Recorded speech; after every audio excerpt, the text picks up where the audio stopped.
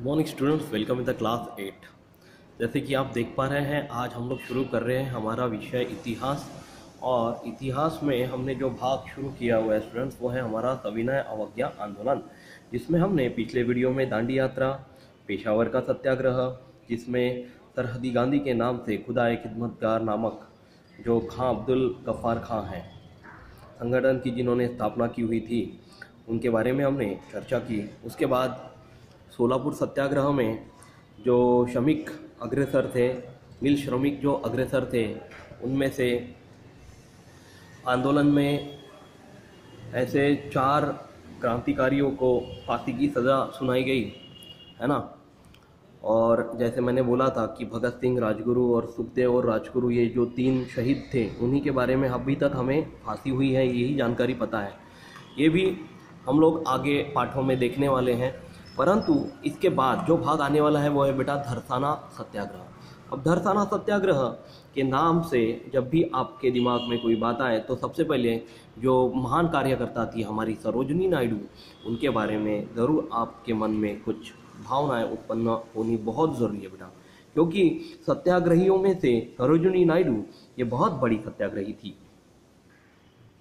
तो स्टूडेंट, सरोजिनी नायडू के बारे में मैं थोड़ी जानकारी आपको बता दूं कि जैसे दांडी यात्रा जो गांधी जी की सफल हुई, उसके बाद ये जो नमक का कानून था वो टूटा नहीं था। नमक का कानून सत्याग्रह से ही तोड़ा जा सकता है। इसके लिए हर जगह गांधी जी तो मौजूद नहीं रह सकते, तो उनके जो सहयोगी थे, सत्याग्रही थे, उनमें से एक सरोजिनी नायडू भी एक सत्याग्रही थी। उन्होंने खुद के बल पर नमक कानून तोड़ने के लिए सत्याग्रह शुरू किया। तो जब जब जहाँ जहाँ सत्याग्रह होता था वहाँ पे अंग्रेज के सैनिक आकर लाठीचार्ज करते थे, और हमारे जो सत्याग्रही थे वो बड़ी शांतियों से इस लाठियों के प्रहार सहते थे। अब घायल हुए जो सत्याग्रही हैं, उनकी जो टुकड़ी है वो जब मरहम पट्टी करने के लिए जाती थी, वहाँ यही नमक कानून तोड़ने वाले सत्याग्रह पर दूसरी टुकड़ी आगे आकर शुरू हो जाती थी, बढ़ती हुई, और यह क्रम निरंतर चल रहा था। यह जो सत्याग्रह है वो गुजरात के धरसाना से शुरू हुआ था, तो ये महाराष्ट्र में वडाला, मालवण, शिरोडा स्थानों पर भी किया गया। जहाँ जहाँ नमकसार नहीं थे वहाँ लोगों ने जंगल से संबंधित कानून भी तोड़ना प्रारंभ कर लिया था, क्योंकि जंगल में भी लकड़ियाँ तोड़ने का हक बहुत सारे जंगलवासियों को नहीं दिया गया था। और तब आपको तो पता ही है कि चूल्हे पर खाना पकाया जाता था, गैस की इतनी सुविधा नहीं थी, इसलिए जंगल सत्याग्रह भी बहुत ज़्यादा मशहूर हुआ। उसमें महाराष्ट्र में बिलाशी, संगमनेर, कलवन, चिरनेर, पुसद आदि जगह पर सत्याग्रह जो हुआ वो जंगल सत्याग्रह था। आदिवासियों ने बहुत ज़्यादा संख्या में, बड़ी संख्या में जंगल सत्याग्रह में हिस्सा लिया हुआ था। अब हम लोग चलते हैं हमारे अगले भाग की तरफ, वो है बेटा बाबू गेनू का बलिदान। तो स्टूडेंट्स, बाबू गेनू का जो बलिदान है उसके बारे में हम लोग चर्चा ये करेंगे, क्योंकि आपको तो पता ही है, पिछले पाठ में हमने देखा था कि मुंबई में गांधी जी ने विदेशी वस्तुओं के ऊपर बहिष्कार डाला हुआ था, और बहिष्कार का आंदोलन इसके ऊपर चल रहा था। मतलब जहाँ पे भी ट्रक या कुछ गाड़ियाँ जाती हुई दिखाई दे तो उसका विरोध करें, और विरोध भी अहिंसा से करना है।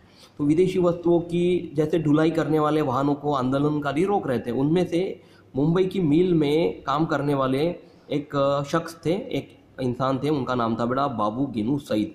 इस आंदोलन में अग्रसर थे।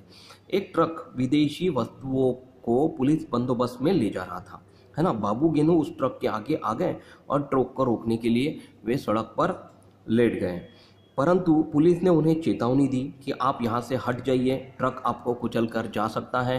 परंतु बाबू गेनू अपनी जान की परवाह न करते हुए भी वहाँ पे अटल रहे, टिके रहे, और उन्होंने अपनी जगह बिल्कुल भी नहीं छोड़ी, क्योंकि वो बहिष्कार करना चाहते थे विदेशी वस्तुओं का।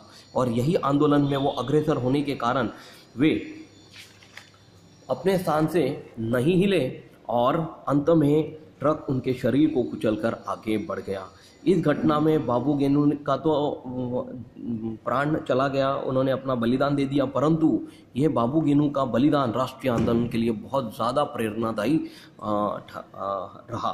और इस प्रेरणादायी बाबू गेनू के बलिदान को हम अभी भी नहीं भूले हैं। हम उनकी इस बलिदान को सलाम करते हैं। अवज्ञा आंदोलन की विशेषताएं कौन कौन सी थी आपको पता होनी चाहिए बेटा। तो पहला 3 पॉइंट्स यहाँ पे दिए गए हैं। पहला पॉइंट है, अब तक के आंदोलन शहरों तक ही सीमित थे, परंतु यह आंदोलन देशव्यापी बना, यानी कि गांव देहातों तक यह आंदोलन छेड़ा गया।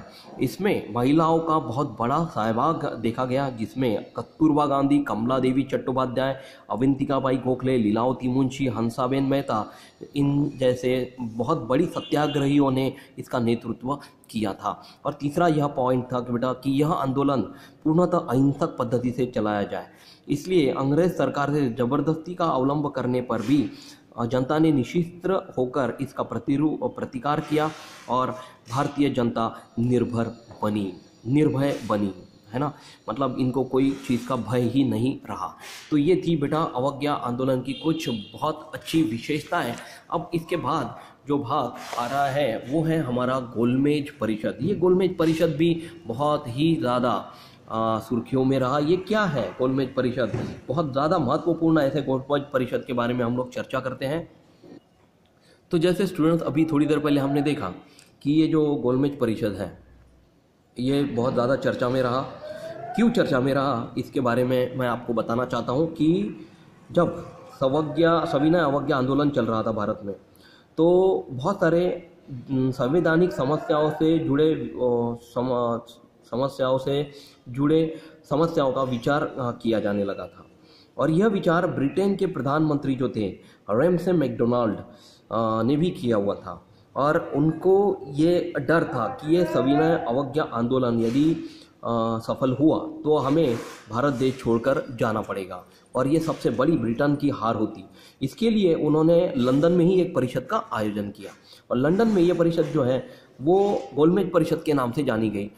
ये परिषद सन 1930 ईस्वी सन से 1932 ईस्वी सन के बीच ली गई और ये गोलमेज परिषद 3 भाग में ली गई थी बेटा। तो 3 गोलमेज परिषदों का आयोजन इन 2 सालों में किया गया था। तो ये प्रथम गोलमेज परिषद, द्वितीय गोलमेज परिषद और तृतीय गोलमेज परिषद, ये तीनों परिषद हम लोग एक के बाद एक देखने वाले हैं। तो स्टूडेंट, ये प्रथम गोलमेज परिषद क्या थी? जैसे अभी मैंने बताया कि रैमसे मैकडोनाल्ड ये जो प्रधानमंत्री थे गोलमेज इंग्लैंड के, ब्रिटेन के, तो वहाँ इस प्रथम गोलमेज परिषद के अध्यक्ष भी थे।